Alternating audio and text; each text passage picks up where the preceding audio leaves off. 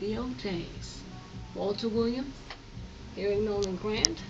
I feel special. Y'all surprised me. You are special. You are special. I am. Absolutely. I'm not special. You know, that's one of my favorite cuts here at the Loving You. Well, tell me about making that cut. I know it takes you way back. Oh, it does. It takes me way back, but I remember it because it was such a significant song, and the lyrics were just laid out perfectly. And we went in the studio with Gamble and Huff, of course, and their rhythm section, and they fooled around with it for a minute, like they always do, and then it seems like they hit the right groove, and it started to sound like it could be something really special. So, I just want to know who you love. Who you loving? Yeah, nothing was wrong with Let me think. Oh, God. Who was I loving? You guys have been in the game 6 decades? We've been in the game, I think, around 54 years. Jeez, that is crazy. So take me back, the OJs, and Eric, you were not the original member. Right? So what happened to the third one? Okay. Tell us the truth. I want William the whole truth. Powell. He was the original member. It was 5 OJs at one time. Bobby Was it? Massey quit. Billy Isles quit right before the success. William Powell got sick. He had cancer. And we're talking 1967 maybe.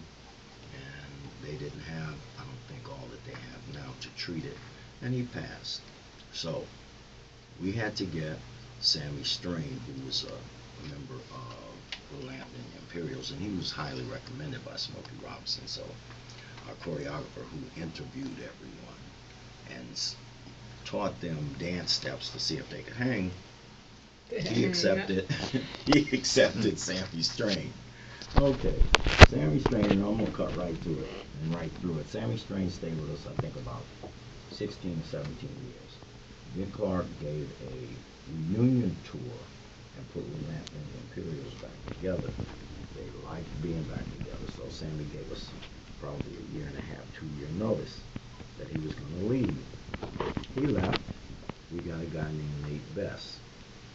Nate Bess' father had a church in Nashville, and he passed, and Nate stayed with us 2 years, and then he took over his dad's church.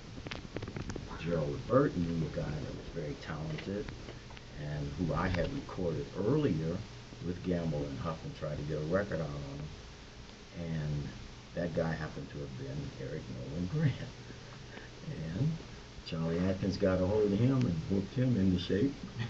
And now he's been with us about 18, 19 years. Has it been that long? Yeah. No way. Well, I guess it is. Of course, we're talking with Walter Williams, Eric Nolan Grant from the OJ. We'll come back, and we want to just share a little bit about some of the songs. You guys have some hits that just go for many, many years. We want to talk about those. We'll come back with the OJs. Okay. Kym Seller's another thing. You gotta look up when it's a camera involved. Oh, everybody looking at the top of your head. Leo walking around, making everybody gonna get, what do you call I that? can't talk into the camera. What do you call that when motion I didn't sickness? know that. You can't move that around like that, because what'll happen is it's gonna have motion in it, yeah. And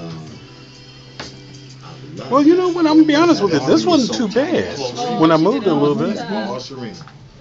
I know exactly what you're talking about. Am I still rolling? Is this like behind the scenes? Overnight.